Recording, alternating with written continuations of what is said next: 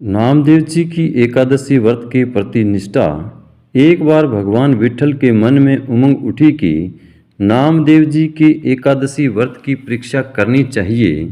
यह विचार कर भगवान ने एक अत्यंत दुर्बल ब्राह्मण का रूप धारण किया और एकादशी के दिन नामदेव जी के घर जाकर बड़ी दीनता से पुकारने लगे, मैं बहुत भूखा हूँ, कई दिन से भोजन नहीं मिला, मुझे कुछ अन्न दो।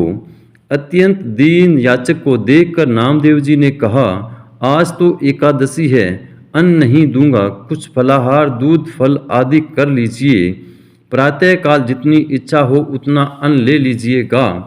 बहुत देर तक नामदेव जी याचक को फलाहार लेने के लिए मनाते रहे, लेकिन याचक अन्न नहीं लेने की बात पर अड़ा रहा और नामदेव जी एकादशी के दिन अन्न नहीं देने की हट कर रहे थे। शास्त्रों के अनुसार एकादशी के दिन अन्न, गेहूं, चावल आदि खाने व देने से पाप लगता है। इसके लिए कहा गया है कि ब्रह्म हत्या आदि समस्त पाप एकादशी के दिन अन्न में रहते हैं। अतः एकादशी के दिन जो अन्न का भोजन करता है वह पाप भोजन करता है। यदि एकादशी दिन का व्रत न भी कर सके तो इस दिन चावल और उससे बने पदार्थ नहीं खाने चाहिए और न किसी को देने चाहिए। कुछ ही समय में नामदेव जी और याचक की हट की खबर चारों ओर फैल गई। लोग नामदेव जी के घर के बाहर इकट्ठे हो गए। वे नामदेव जी को समझाने लगे कि वे इस दुर्लभ भूखे ब्राह्मण पर क्रोध न करें और इसे खाने के लिए कुछ अन्न दें, लेकिन नामदेव जी नहीं माने। दिन का चौथा पहर बीतने पर वह भूखा ब्राह्मण इस प्रकार पैर फैलाकर लेट गया मानो मर गया हो। गांव के लोग नामदेव जी की एकादशी व्रत के प्रति निष्ठा को नहीं जानते थे, अतः उन्होंने नामदेव जी पर ब्रह्म हत्या का पाप लगाकर समाज से बहिष्कृत कर दिया। लेकिन नामदेव जी इससे बिल्कुल भी चिंतित नहीं हुए। एकादशी व्रत के अपने नियम के अनुसार नामदेव जी ने एक रात्रि भर जागरण और कीर्तन किया। प्रातःकाल होते ही उन्होंने चिता बनाई और उस ब्राह्मण के मर्त शरीर को गोद में लेकर चिता पर बैठ गए। लोगों ने जब ऐसा करने से मना किया तो उन्होंने कहा, इस हत्यारे शरीर को न रखकर प्रायश्चित रूप इसे भस्म कर देना ही उत्तम है।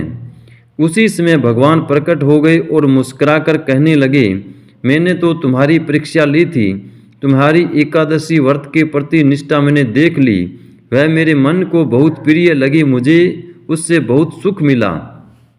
ऐसा कहकर भगवान अंतर्ध्यान हो गए। लोगों ने जब भगवान की यह लीला देखी तो वे नामदेव जी के चरणों में नतमस्तक हो गए और उनके भगत बन गए। एक बार नामदेव जी के घर एकादशी की रात्रि में कीर्तन व जागरण हो रहा था। कीर्तन में उपस्थित भक्तों को प्यास लगी तो नामदेव जी जल लाने नदी पर गए, लेकिन मार्ग में एक प्रेत के भय से कोई भी व्यक्ति उनके साथ नहीं आया।